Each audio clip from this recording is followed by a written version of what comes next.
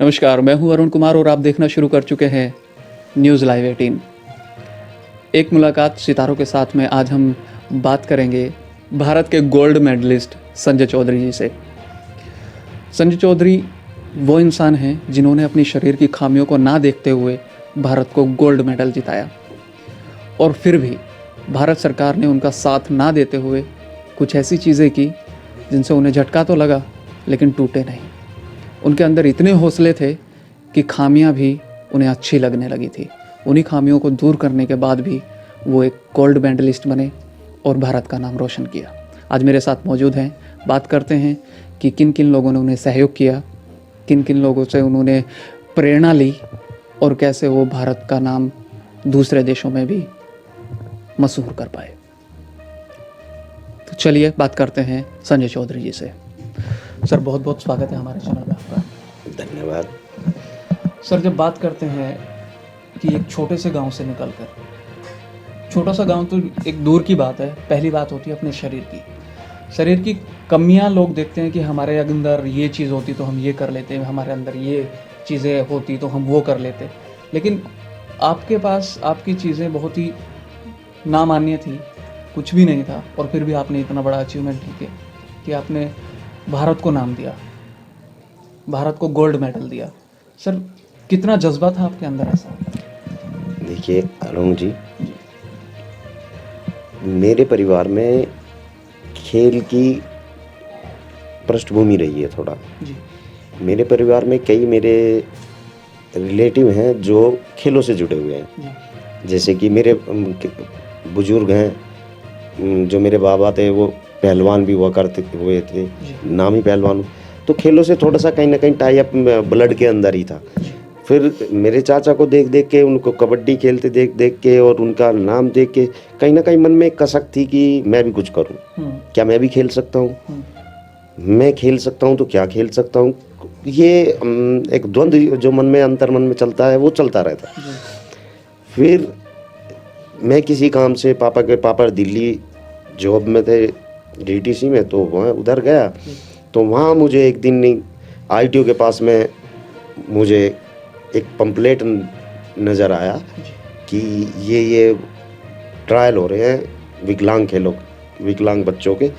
तो मुझे लगा, मैं उधर से ही जा रहा था, मुझे लगा कि जाके पता करना चाहिए। मैं गया, मैंने देखा कि यार ये कर सकते हैं तो मैं भी कर सकता हूँ। और जो एक अंदर खेल के प्रति एक लगन थी, सो मैंने जाके वहाँ उनसे बात की, जो वहाँ के ऑर्गेनाइजर थे। उन्होंने कहा ठीक है, आप करिए। वहाँ ट्रायल दिया। तो सर, प्रेरणा तो आपके बड़ों से मिली आपको, आपके ब्लड में था खेल तो आपने शुरू किया। लेकिन खून में होना, जज्बे को बाहर निकालना और फिर सोचना कि शायद मैं सक्षम हो पाऊंगा, वहाँ तक पहुँचना, तो उसके लिए सहयोग किसने किया? देखिए, सबसे बड़ा सहयोग तो माँ बाप का होता है, फैमिली का होता है, और उसमें फिर आपके रिलेटिव हैं, यार दोस्त हैं, फ्रेंड सर्किल है, इन सब का सहयोग होता है। कहीं ना कहीं हर आदमी का अपना एक आर्ट होता है, जिसको वो कहीं ना कहीं कोई आर्थिक रूप से मदद कर पाता है तो कोई शारीरिक रूप से मदद करता है। तो इस सभी का सहयोग होता है। इसमें एक पर्टिकुलर सबसे बड़ा सहयोग तो मेरे माँ बाप का था। मैं लाठी से चलता हूँ, ट्रेन में कैसे जाऊँगा, कहाँ जाएगा, वो सारी चीज़ें थी। लेकिन उसके बावजूद उन्होंने मेरा हौसला नहीं टूटा, ना उन्होंने टूटने दिया। कहीं अगर मैं डाउन भी हुआ, डाउन अर्थ की तरफ जाने की कोशिश हुआ भी, थोड़ा बहुत नज़र आया, तो माँ बाप ने मुझे जो है फुली सपोर्ट किया। सर, सुनहेड़ा गांव, बागपत के सुनहेड़ा गांव से आप निकले हैं। जब प्राइमरी या फिर हाई स्कूल में थे तो तब आपने सोचा था कि आप इस लाइन में जाएंगे? नहीं, तब तो सिर्फ पढ़ाई का ही ध्यान था। और पढ़ाई भी ये कि पास के गांव में स्कूल थे, यहाँ पे 5वीं तक के स्कूल यहाँ होते थे। सरकारी पाठशाला में हम लोग पढ़े हैं, प्राइमरी स्कूल तो थे ही नहीं हमारे टाइम पे। और दूसरे गांव में बसी है, बंदपुर है, खेकड़ा है, बड़ौत है, बागपत है, ऐसे इंटर कॉलेज थे यहाँ पे नियर अबाउट। गांव में तो इंटर कॉलेज भी नहीं था, तो लाठी के सहारे वहाँ तक पढ़ने जाते थे, तो वहाँ पढ़ाई की है। तो सर, पढ़ाई के बावजूद सिंगिंग का शौक था आपको। हाँ, तो आप सिंगिंग की तरफ ना चल के आप गेम की तरफ चले, उसका कोई राज? नहीं, उसका कोई राज नहीं। एक्चुअल में क्या थी कि एक तो ब्लड में स्पोर्ट्स था, दूसरा ब्लड में स्पोर्ट्स होने के साथ साथ कि मैं रोज़ गेम में शाम को कबड्डी, गांव में कबड्डी होती है तो कबड्डी देखने जाता था। तो कहीं ना कहीं फिर एक ये था कि ये खेलते हैं तो हम क्या खेल नहीं सकते, क्योंकि सिंगिंग तो कोई भी कर सकता है, बैठा हुआ भी कर लेगा, चलता हुआ भी कर लेगा, लेकिन स्पोर्ट्स तो जो फिजिकली फिट होगा वो ही कर सकता है।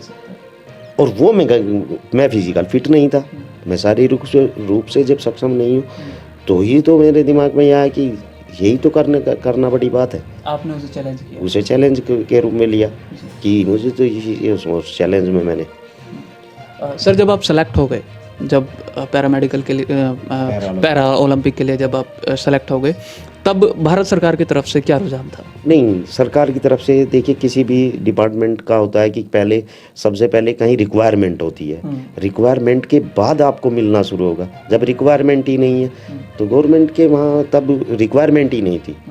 फर्स्ट टाइम पार्टिसिपेट कर रहे हैं, तब तक जो है हमने कहा तो गवर्नमेंट ने हमें कहीं ना कहीं हमारा सपोर्ट किया है, हमारा आने जाने का खर्चा दिया, रहने की व्यवस्था की, वरना वो सब भी जेब से जाता।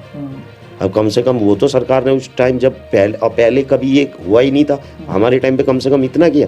हमें यही तसल्ली बहुत थी कि अब उस टाइम पैसे की वैल्यू बहुत ज़्यादा थी, उस टाइम पैसा होना बहुत बड़ी बात थी। तो उस टाइम गवर्नमेंट हमारा खर्चा दे रही है हमको, हमारे लिए तो यही बड़ी बात थी। हमें तो बहुत बड़ा पदक तो यहीं पहले ही दे दिया था गवर्नमेंट ने। तो गवर्नमेंट का भी ऐसा नहीं है कि यहाँ आज करोड़ों रुपए मिलते हैं, तो आज की व्यवस्था है, आज का दौर है, उस दौर में उस व्यवस्था में वो बहुत था जी। तो संजय चौधरी जी किसी भी चीज़ को नेगेटिव नहीं लेते, चाहे भारत सरकार ने उनका साथ ही बेशक दिया हो, लेकिन उनके लिए वो बहुत बड़ा था, क्योंकि उस टाइम पे 80-90 हज़ार रुपये लगा के अपनी तरफ से जाना बहुत बड़ी बात होती थी। तो सर जब आप सेलेक्ट हो गए, आपको अदर कंट्री में जाना था, तो तब मन में कैसा लग रहा था? मन में मतलब वो ख्यालों में जी। हर हर चीज़ ख्यालों में थी जी। मैं वहाँ जाऊँगा, एरोप्लेन का भी, गाड़ियों में बैठना, ये बसों में जाना, ये नॉर्मल था, प्लेन में बैठना यही बड़ी बात थी। तो अपने आप में सारी चीज़ें ये मैटर करती हैं, और वो सुखद पल नहीं कोई पिला सकता। वो खुशी कि मैं जा रहा हूँ और फिर मैं इस नाम को रिप्रेजेंट करूँगा, ये अलग फीलिंग होती है। टीम इंडिया की प्राउड, तरफ से आपके लोगों यस प्राउड। सर समय क्या था वो? समय, उस टाइम का समय और अब के समय में इतना ही परिवर्तन है कि आज आधुनिकता में सहूलियतें बहुत ज़्यादा हैं हो गई हैं। बहुत से लोग रोना रो देते हैं, बहुत से खिलाड़ी भी हैं, ये नहीं हुआ वो नहीं हुआ। इतिहास लिखने वालों ने कभी इतिहास पढ़ा ही नहीं। जिसने इतिहास लिखा है उसने कभी ये नहीं देखा कि उसे करना क्या है। दहेज प्रथा किसी एक व्यक्ति ने ख़त्म की, सती प्रथा किसी एक व्यक्ति ने, तो उन लोगों ने पहले ये पढ़ा था ये होगा, ऐसा नहीं होता। वो चल दिए, अच्छे रास्ते की तरफ चलते रहो, अपना डू द बेस्ट, अच्छे से अच्छा प्रदर्शन करो, अच्छे से अच्छी मेहनत करो, तो आप सक्सेस। सन 1990 उस दशक में ये सारी चीज़ें हो रही थी, और एक छोटे से गांव से निकल के भारत को रिप्रेजेंट करने वाला व्यक्ति संजय चौधरी अपने आप में भी सक्षम ना होने के बावजूद भी भारत को प्रेजेंट कर रहे थे। तो यही एक सबसे बड़ी बात थी। सर जब वहाँ पहुँचे उसके बाद गोल्ड मेडल आपको मिला, तो वो वाला दौर क्या था सर? अरुण जी, आप वहाँ, वो तो एक अलग स्थिति है। आज भी आप फ्लैग हाथ में उठा लीजिए यहाँ, वो प्राउडनेस, वो कॉन्फिडेंस, वो जज्बा आप में कभी नहीं आ सकता।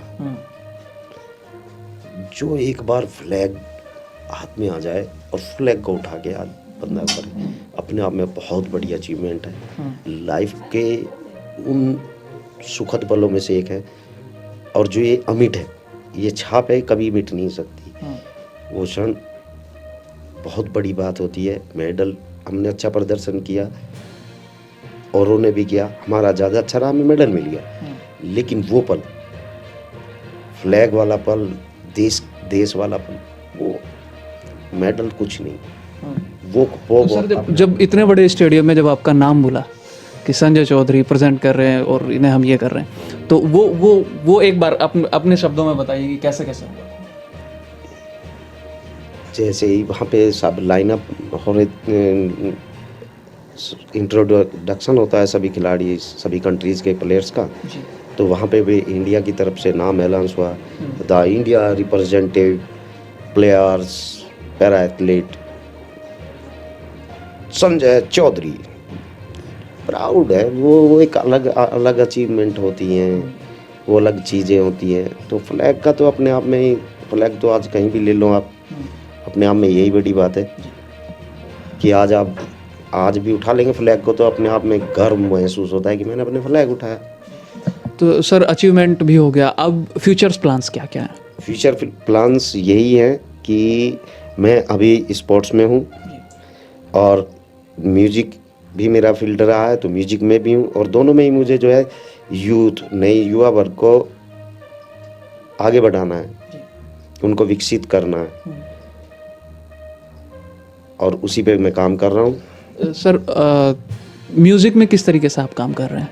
म्यूजिक में एक्चुअल में गांव में मंदिर वगैरह पे इधर दाएं बाएं कीर्तन होते थे, तो उसमें थोड़ा जाना शुरू किया, शौक हो गया, सिंगिंग करने लगे।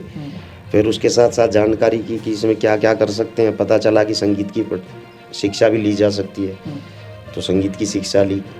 वोकल और तबले से मैंने प्रभाकर कर लिया है, 5-6 साल इसकी पढ़ाई में होते हैं, तो वो सब मैं टाइम दिया मैंने संगीत में।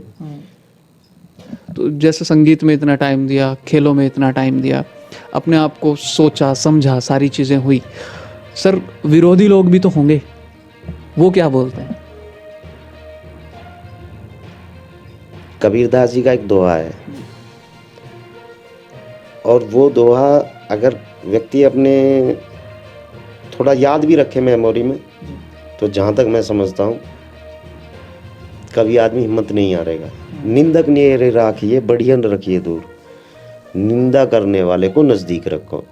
बढ़ाई करने वाले को आप नज़दीक रख रहे हो, समझ लो आपका ग्राफ नीचे जाएगा। आपकी बुराई हो रही है, इसका मतलब है कि आप कुछ कर रहे हैं, और जो कुछ करता नहीं उसकी बुराई और भलाई करेगा कौन? तो कुछ करने वाले का ही। सर हमारे ज़रिए, हमारे चैनल के ज़रिए यूथ को क्या संदेश देना चाहेंगे? बस यूथ के लिए यही है कि हिम्मत ना हारें और एक टारगेट बनाएं, और उस टारगेट के लिए उस टारगेट से बड़ी मेहनत करें, दिल से करें और समय दे के करें, तो आप सफलता आपको भी ज़रूर मिलेगी। तो बहुत बहुत शुक्रिया सर आपका, आप हमारे चैनल से जुड़े। तो ऐसे ही नई शख्सियत के साथ हम फिर से मौजूद रहेंगे। दीजिए इजाज़त, नमस्कार।